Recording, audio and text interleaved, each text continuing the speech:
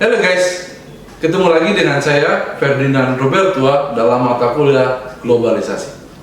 Setelah kita meninjau sejarah globalisasi, maka kita masuk kepada substansi yang lebih seru, yaitu tentang globalisasi ekonomi. Kita banyak bercerita nanti tentang perdebatan dan manfaat dan kontroversi tentang globalisasi ekonomi ini. Penasaran? Yuk kita bahas globalisasi ekonomi, Quo Vadis, reformasi.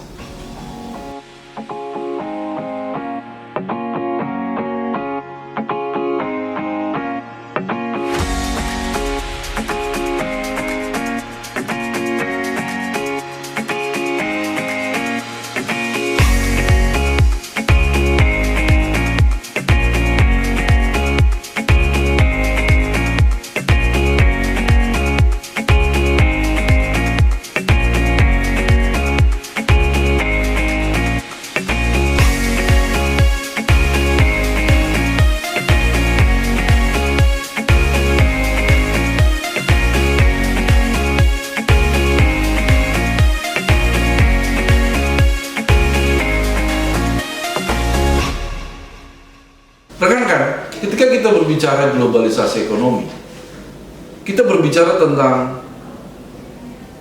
banyaknya fasilitas dan teknologi yang kita rasakan manfaatnya sampai hari ini. Ketika kita menggunakan smartphone kita, sebenarnya kita sudah bersentuhan dengan globalisasi ekonomi. Teman-teman pasti sudah terbiasa menikmati kopi Starbucks. Itu juga bagian dari globalisasi ekonomi. Jadi sebenarnya globalisasi ekonomi adalah bagian dari kehidupan sehari-hari umat manusia. Sesuatu yang tidak dapat terpisahkan dalam kehidupan kita. Jadi tidak mungkin kita hidup tanpa adanya globalisasi ekonomi, karena kita sudah masuk ke dalam proses ketergantungan. Kita sangat bergantung pada jasa dan barang-barang yang kita konsumsi dari luar negeri, dari luar daerah, dan lain sebagainya. Nah, sekarang pertanyaannya adalah bagaimana kita memastikan dampak negatif dari globalisasi ekonomi itu berkurang? Kita memastikan dampaknya berkurang, bukan tidak ada. Karena globalisasi ekonomi itu pasti ada, dan dampaknya juga pasti ada, baik itu dampak positif maupun dampak negatif. Kita akan membahas nanti secara detail dampak negatifnya. Banyak sekali masalah kejahatan, masalah terkait akses pendidikan dan kesehatan yang tidak merata, yang merupakan dampak dari globalisasi ekonomi. Itu pasti ada. Makanya kita hanya berbicara meminimalisir dampak negatif dari globalisasi ekonomi. Nah, sebelum kita berbicara mengenai globalisasi ekonomi, kita akan berbicara fenomena yang terkait dengan globalisasi ekonomi, yang dimana kita bisa memahami lebih jelas globalisasi ekonomi. Fenomena apa itu? Fenomena hiperkapitalisme. Fenomena hiperkapitalisme adalah kapitalisme yang berkembang sudah sangat canggih, sudah sangat jauh, dan memanfaatkan teknologi yang sangat canggih. Sekali lagi saya ulang, hiperkapitalisme adalah sebuah fenomena di mana kapitalisme dikembangkan begitu jauh, begitu canggih, menggunakan teknologi yang juga dikembangkan begitu canggih. Ini adalah fenomena hiperkapitalisme. Dan kita sudah melihat dan menyaksikan dan bahkan memanfaatkan hiperkapitalisme ini. Sebagai contoh, ketika kita berbicara mengenai staf kebersihan, staf keamanan yang kita lihat di dalam kehidupan kita, ketika kita masuk ke gedung, ketika kita berada di dalam sebuah rumah, ada pelayanan yang diberikan oleh bapak ibu yang bekerja sebagai staff security atau staff kebersihan. Dulu itu tidak ada, rekan-rekan. Tidak ada istilahnya outsourcing. Itu tidak ada. Dulu semuanya itu merupakan pelayanan dari institusi. Bukan diserahkan kepada pihak yang lain untuk dilaksanakan. Tapi sekarang sudah ada fenomena outsourcing. Outsourcing adalah sebuah bentuk hiperkapitalisme dalam bidang jasa. Kenapa hiper? Karena bidang jasa itu mulai fokus pada bidang-bidang tertentu dan mulai meninggalkan pelayanan-pelayanan yang sifatnya mendukung. Jadi semua diserahkan. Untuk apa? Untuk mencapai tingkat efisiensi perusahaan atau organisasi. Efisiensi semaksimal mungkin. Ini yang disebut dengan care industries, industri jasa, industri perawatan. Ya, bukan hanya bicara tentang staff security atau staff kebersihan. Kita bicara bagaimana bentuk-bentuk pelayanan perawatan lainnya yang muncul menjamur di berbagai kota, misalnya pelayanan terapi, pelayanan konseling psikologi, pelayanan kesehatan. Itu adalah bentuk care industry, bentuk pelayanan jasa, rekan-rekan. Dan itu semua merupakan komoditas yang diperjualbelikan. Outsourcing adalah salah satu istilah untuk memasukkan care industry ke dalam industri finansial, bisa diperjualbelikan. Jadi kita harus membayar, harus membayar sekian rupiah atau ada valuasi yang diberikan untuk mendapatkan pelayanan tersebut. Itu adalah komodifikasi care industries. Itulah fenomena hiperkapitalisme yang pertama yang kita lihat. Ada yang kedua, kita berbicara oligopoli global. Ketika kita berbicara oligopoli global, kita memahami dulu apa yang dimaksud dengan oligopoli. Oligopoli berasal dari kata oligo dan poli. Oligo itu berasal dari berarti banyak, atau bukan banyak, beberapa. Sedangkan poli itu penyedia. Ya, jadi ketika oligopoli itu hanya 3-4 penyedia. Maka ketika kita berbicara oligopoli, kita berbicara sebuah industri yang hanya diisi oleh beberapa, bukan banyak, beberapa saja. Nah, ketika kita berbicara hiperkapitalisme, kita berbicara beberapa perusahaan saja dalam konteks dunia, dalam konteks kawasan. Jadi bayangkan teman-teman, ketika kita berbicara 7 miliar penduduk umat manusia, tapi dilayani oleh hanya beberapa perusahaan tambang atau perusahaan telekomunikasi, itu yang kita sebut dengan oligopoli, dikuasai oleh hanya beberapa pemain. Dan ini menjadi penanda dari hiperkapitalisme ketika pasar itu tidak banyak isinya, tapi hanya diisi oleh 2 atau 3 perusahaan saja. Nanti kita akan bahas apakah oligopoli ini berdampak negatif atau positif. Nah, yang ketiga, ketika kita berbicara hiperkapitalisme, itu kita berbicara mengenai Trans-World Corporate Network. Kita berbicara bagaimana banyaknya jaringan-jaringan yang dibangun oleh berbagai perusahaan. Perusahaan dari negara A berjejaring dengan perusahaan B dari negara C, berjejaring dengan perusahaan C dari negara D. Ini semua terjadi ketika ada teknologi komunikasi yang mendukung, sehingga berbagai kantor itu menjadi tersambung secara online dan real time, teman-teman. Kantor Meta, ya, kalau teman-teman pakai WhatsApp itu kantornya kan, perusahaan Meta itu bisa tersambung secara real time ke kantor yang ada di Indonesia berkat kecanggihan teknologi informasi. Alphabet, perusahaan yang menaungi Google, ya, perusahaan Google. Ini juga menjadi Trans World Corporate Network ketika ada Google Indonesia, Google Malaysia, Google Singapura, dan Google Eropa. Itu tersambung secara real time, teman-teman, rekan-rekan, secara real time. Sehingga menjadi mudah bagi eksekutif, bagi para pengambil keputusan untuk mengambil keputusan dari satu wilayah dan berdampak ke wilayah lain. Belum lagi kita berbicara mengenai jaringan hotel, jaringan restoran, jaringan tambang, ya, perusahaan-perusahaan tambang yang terkoneksi. Ini semua menjadi sebuah fenomena, ciri karakteristik dari hiperkapitalisme. Ada Trans World Corporate Network. Nah, hiperkapitalisme selanjutnya yang merupakan ciri khas dari abad 21 dan abad ini, ya, abad 22, ya. Itu kita berbicara mengenai atom dan genetika, rekayasa genetika. Ini adalah salah satu bentuk kecanggihan biologis, ya, penemuan biologis di mana kita menemukan bibit-bibit unggul yang dihasilkan dari laboratorium. Ini harus dicatat, dihasilkan dari laboratorium. Bibit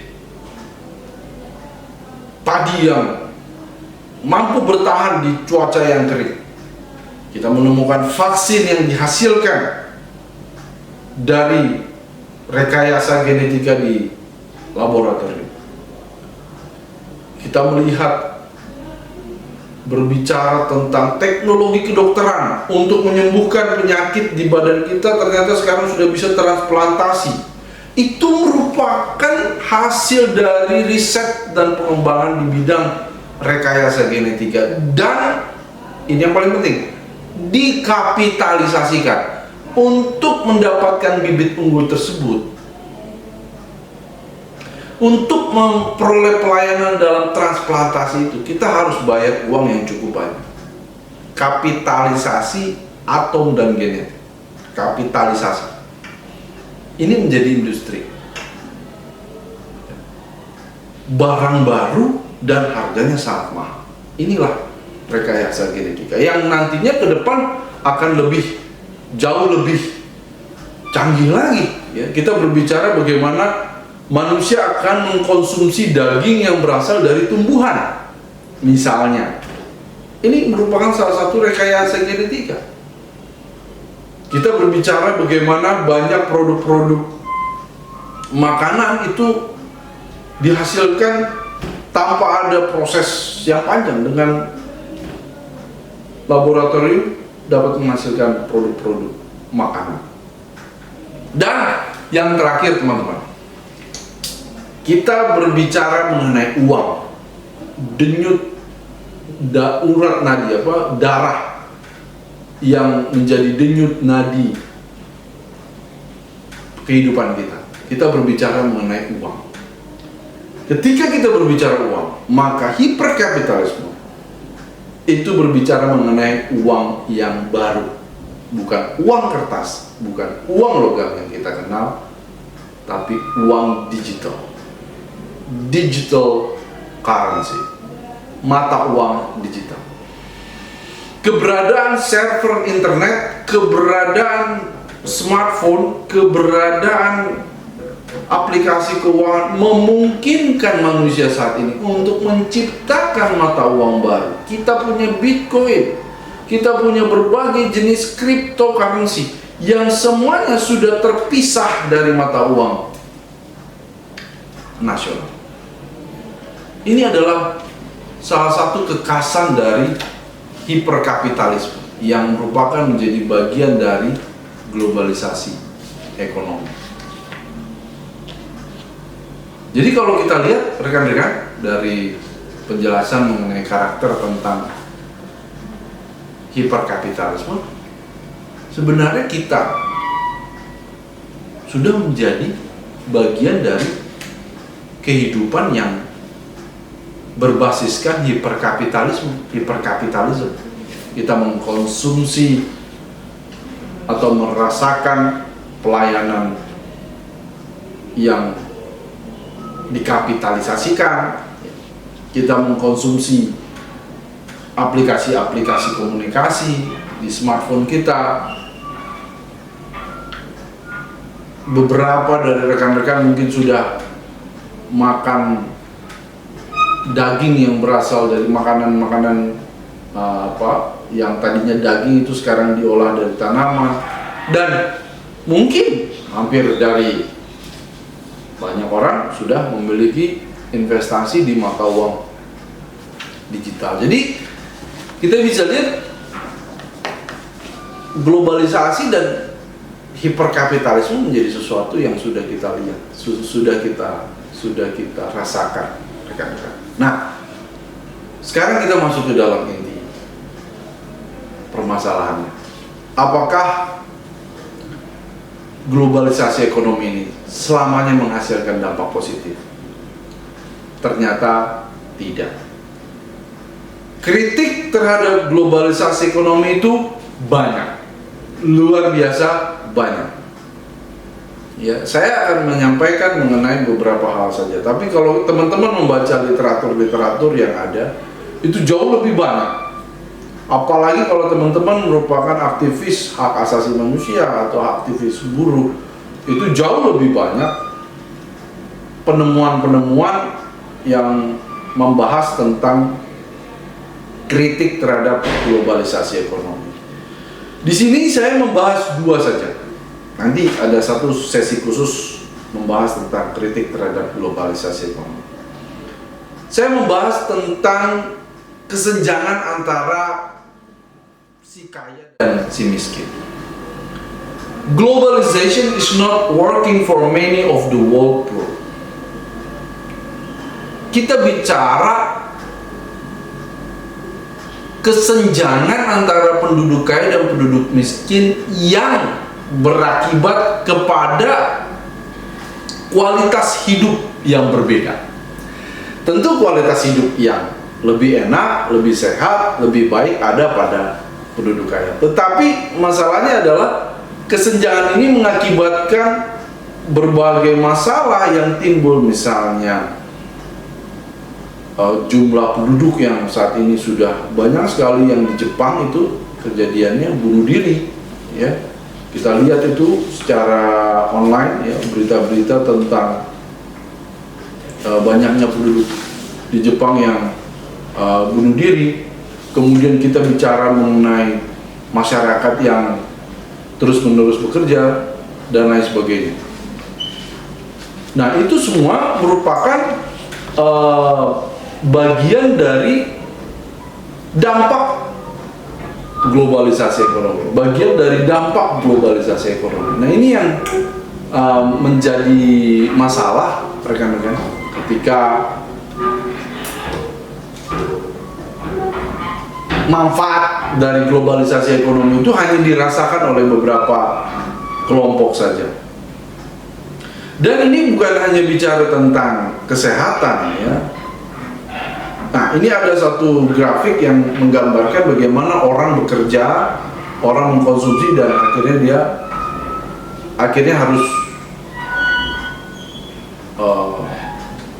terdampak kesehatannya akibatnya. Nah, kemudian ketika kita berbicara mengenai penduduk kaya dan penduduk miskin, ini juga bicara tentang kesenjangan antara negara maju dan negara berkembang. Perbedaan yang sangat mencolok. Perbedaan dari jumlah masyarakat yang berpendidikan tinggi, perbedaan dari jumlah atau layanan kesehatan, ini juga memperlihatkan kesenjangan yang luar biasa antara negara maju dan negara berkembang. Nah, selain itu kita berbicara mengenai stabilitas keuangan. It is not working for the stability of the global economy. Ternyata globalisasi ekonomi yang ditandai dengan hiperkapitalisme itu ternyata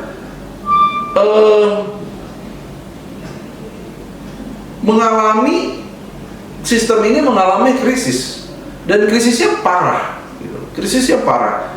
Teman-teman mungkin belum pernah merasakan krisis ekonomi Asia di tahun 97-98, tapi pasti sudah pernah merasakan krisis ekonomi dunia di tahun 2008-2009. Dunia kita pernah, bumi ini atau sistem ini pernah mengalami kolaps di tahun 97 dan 2008. Dan mungkin di masa yang akan datang pun akan terjadi krisis. Gitu. Nah, ini yang menjadi pertanyaan, kenapa kita punya sistem yang mengalami kolaps? Kenapa kita punya sistem yang mengalami krisis? Dan kita masih mempertahankan sistem tersebut, gitu. Ini yang menjadi pertanyaan buat kita, gitu. Apakah kita masih harus mempertahankan sistem ini atau tidak? Karena melihat krisis ekonomi di tahun 97 dan 98, mungkin seharusnya kita tidak punya sistem seperti ini. Harusnya kita punya sistem yang kebal terhadap krisis. Jadi teman-teman di sini bisa lihat ya, kita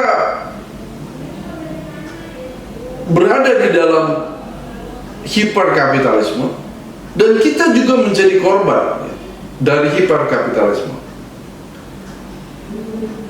Sebagai contoh lagi, misalnya kita merupakan pengguna Instagram, WhatsApp, Facebook, ya.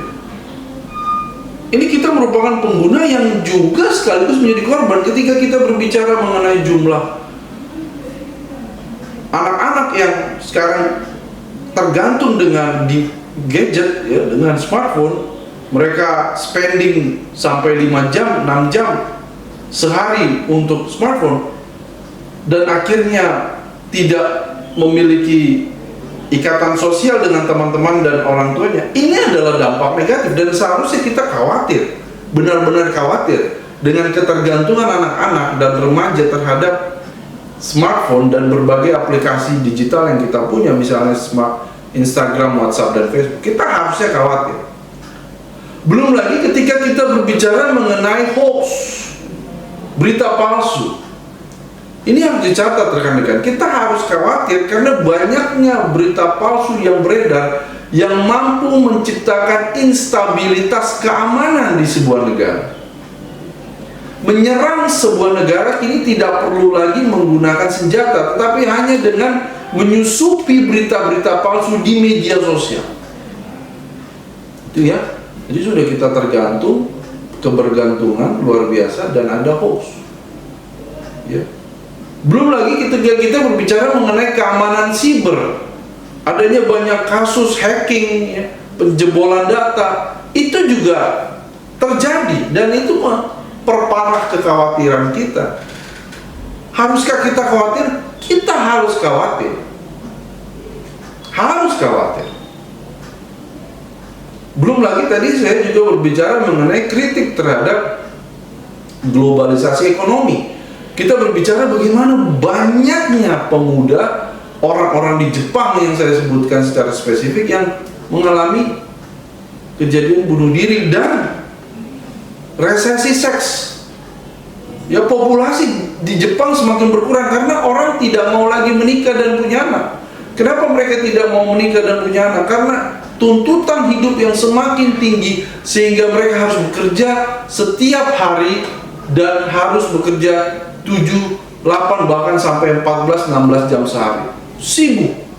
Sehingga globalisasi yang seharusnya bermanfaat buat para penduduk dan masyarakat justru menjadikan beban dan masalah ketika masyarakat kehilangan waktu istirahatnya, kehilangan waktu bersosialisasinya, dan akhirnya itu tadi, berpikiran untuk bunuh diri dan bahkan tidak menikah dan punya anak. Ya, ini sangat terkait erat. Kita berbicara mengenai hiperkapitalisme itu tadi, ya, ketika kita berbicara bagaimana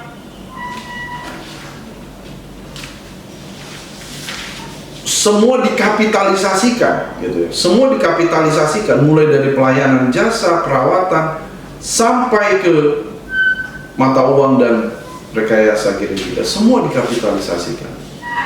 Ini yang kita khawatirkan sebenarnya. Nah, sekarang kita masuk kepada sebuah masalah yang sangat mendesak untuk kita bahas, yaitu kekerasan terhadap perempuan.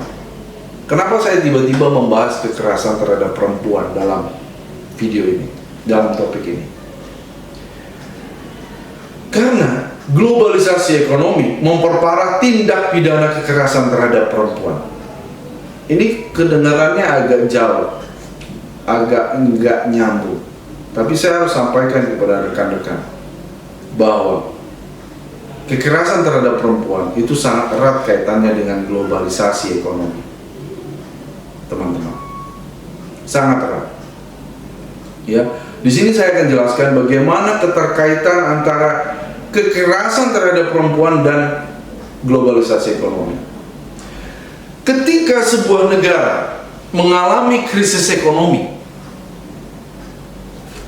kita ingat tadi ya, krisis ekonomi di tahun 97, krisis ekonomi di tahun 2007. Maka yang dilakukan pertama kali oleh negara, pemerintah, adalah mengurangi anggaran keamanan dan penegakan hukum. Mulai dari polisi, tentara, pelayan publik, itu dikurangi anggarannya untuk mengurangi dampak resiko krisis ekonomi. Ketika anggarannya dikurangi, otomatis pelayanan dan penegakan hukum menjadi berkurang, dan resiko terhadap terjadinya tindak pidana, resiko terjadinya tindak pidana akan semakin besar, terkhusus terhadap perempuan. Jadi krisis ekonomilah yang memperparah banyaknya kejadian tindak pidana. Krisis ekonomilah yang memperparah banyaknya kejadian tindak pidana.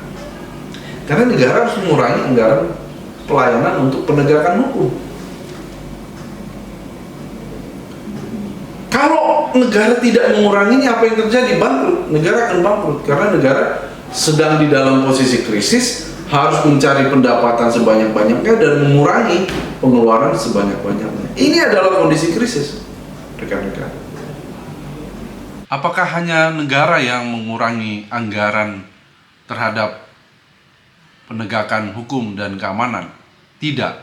Ternyata perusahaan dan sektor swasta juga mengurangi anggaran untuk kesejahteraan, keselamatan, dan keamanan. Kita mengenal dalam ekonomi politik internasional race to the bottom, balapan ke dasar. Dalam hal ini, perusahaan berusaha sekuat mungkin, semaksimal mungkin mengefisienkan anggaran dengan mengurangi anggaran-anggaran yang tidak terkait dengan produksi atau bisa dipotong untuk memperbesar keuntungan. Dalam hal ini adalah anggaran K3, keselamatan, keamanan, dan kesejahteraan. Jadi fenomena race to the bottom inilah yang juga memperparah munculnya dan meningkatnya kasus tindak pidana kekerasan terhadap perempuan.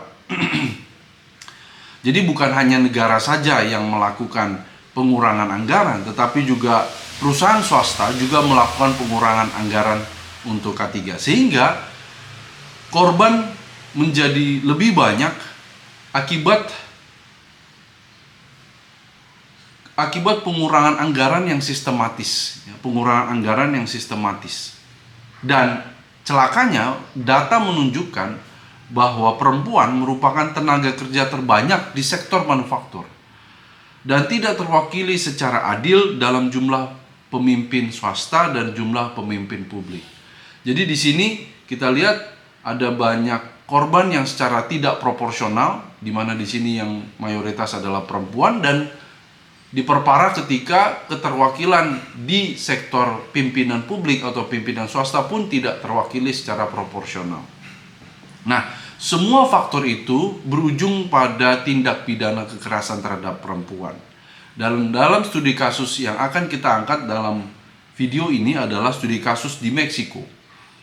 Kenapa Meksiko? Karena di Meksiko ada sebuah pelanggaran sistematis, bencana sistematis yang mengakibatkan ratusan wanita meninggal.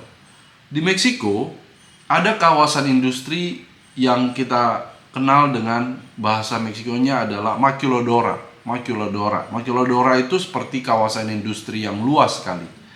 Dan di Meksiko begitu banyak maquiladora untuk mendukung industrialisasi Meksiko dan mendukung pasokan barang dan mesin untuk ekonomi Amerika Serikat dan Kanada.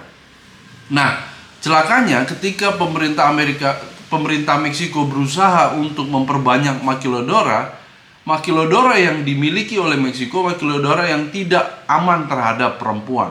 Kenapa? Sekali lagi, Meksiko berusaha mengurangi anggaran untuk penegakan hukum dan keamanan, dan demikian pula dengan perusahaan swasta yang juga berusaha mengejar untung sebesar-besarnya dengan mengurangi anggaran K3.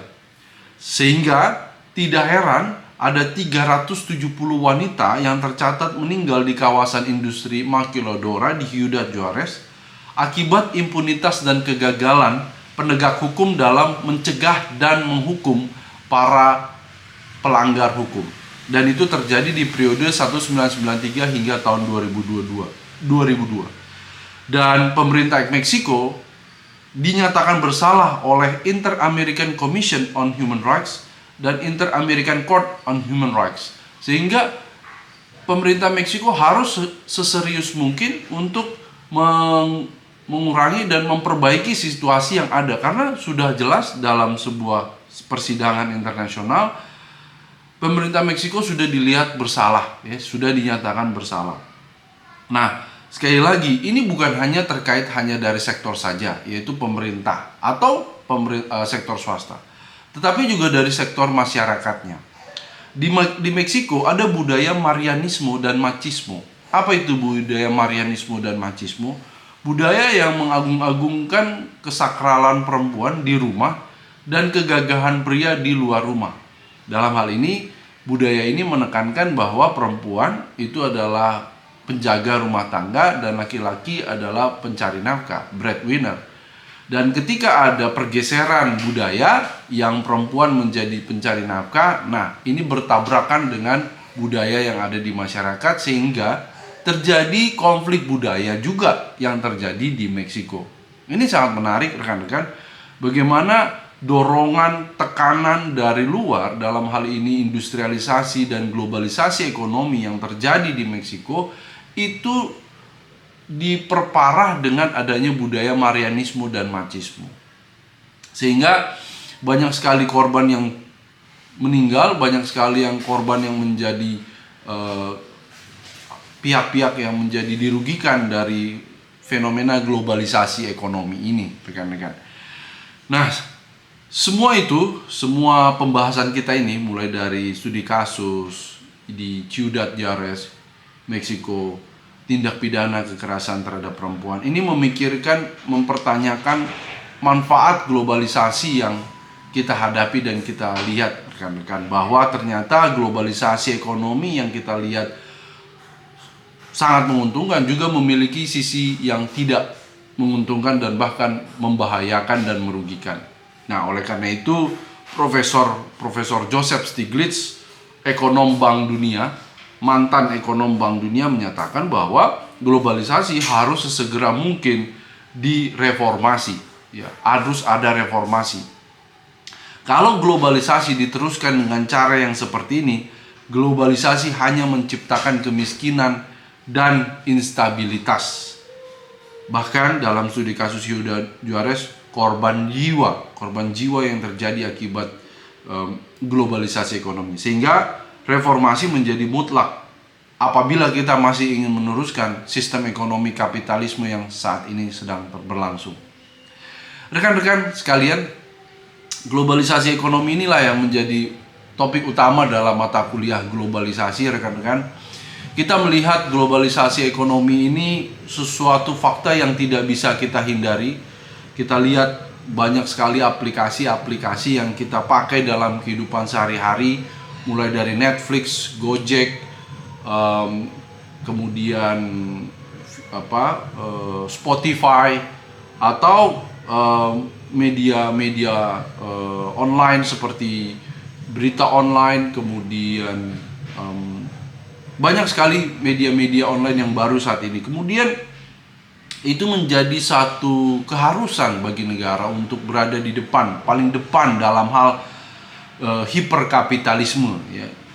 Dunia seolah-olah menuntut semua negara untuk segera mengembangkan hiperkapitalisme. Nah, tetapi sebagai akademisi kita harus melihat bahwa hiperkapitalisme yang ada itu punya masalah, ya, punya backlash, ya, punya side effect, yang dalam hal ini kita sudah bahas bagaimana ada kesenjangan antara si kaya dan si miskin, ada krisis ekonomi yang terus-menerus terjadi, dan bahkan tindak pidana kekerasan perempuan yang kita lihat juga terjadi di berbagai negara khususnya Meksiko. Sehingga rekan-rekan sekalian yang saya hormati bahwa globalisasi ekonomi ini harus hati-hati. Kita harus hadapi dan kita harus analisis dengan hati-hati. Tidak bisa taken for granted. Apa adanya saja kita terima globalisasi. Tidak. Bagi kita khususnya dari negara berkembang harus punya semangat, harus punya kekhawatiran bahwa globalisasi yang kita lihat sehari-hari ini juga punya dampak negatif bagi kita. Baik, rekan-rekan, kira-kira seperti itu yang kita bisa bahas dalam video globalisasi ekonomi ini. Nantinya di dalam video berikutnya kita akan berpikir lebih keras mengenai apa yang harus kita lakukan, solusi-solusi apa yang ada di meja kita untuk memastikan globalisasi ekonomi yang punya dampak negatif ini dapat dinetralisir, bahkan bisa dikurangi dampak negatifnya. Untuk memperdalam pembahasan kita, rekan-rekan, kita punya 3 pertanyaan yang bisa kita bahas baik di LMS UKI maupun di komentar di YouTube. Pertama, Instagram. Pertanyaan pertama, Instagram, WhatsApp, dan Facebook merupakan produk dari Meta. Meta adalah sebuah perusahaan teknologi yang besar, yang terkenal sekali. Apakah kita harus khawatir dengan oligopoli global, khususnya dalam dunia teknologi informasi? Mengapa kita harus khawatir? Ya, mengapa kita harus khawatir dengan adanya oligopoli dalam bidang teknologi informasi? Ya, itu pertama. Yang kedua, jumlah kasus bunuh diri di Jepang terus meningkat dan populasi Jepang pun semakin berkurang. Ini fakta, ya. Berbagai data menunjukkan bagaimana banyak sekali pemuda yang meninggal akibat bunuh diri di Jepang dan populasi Jepang menurun. Bagaimana kaitannya dengan globalisasi ekonomi? Apa yang mendorong terjadinya bunuh diri di Jepang dan populasi yang menurun di Jepang yang terkait dengan globalisasi ekonomi? Dan yang terakhir, apakah pemotongan anggaran keamanan seperti yang kita lihat di Meksiko merupakan solusi bagi negara di dalam menghadapi krisis ekonomi? Ya, apakah itu solusi? Kalau memang tidak, mengapa? Rekan-rekan, kiranya begitulah video ini tentang globalisasi ekonomi ini. Nanti kita akan membahas lagi banyak sekali topik-topik terkait globalisasi ekonomi. Jangan lupa like and subscribe video dan channel YouTube ini agar lebih banyak konten-konten positif. Bagi rekan-rekan yang punya akses akun LMS UKI, segera masuk LMS UKI dan isi LMS UKI untuk memperdalam pembahasan kita terkait globalisasi ekonomi. Tak terasa, waktu sudah sangat banyak. Terima kasih rekan-rekan atas perhatian dan kerjasamanya dalam video ini. Semoga kita bisa bertemu di lain kesempatan. Sampai jumpa, salam sehat, salam semangat. Terima kasih, bye-bye.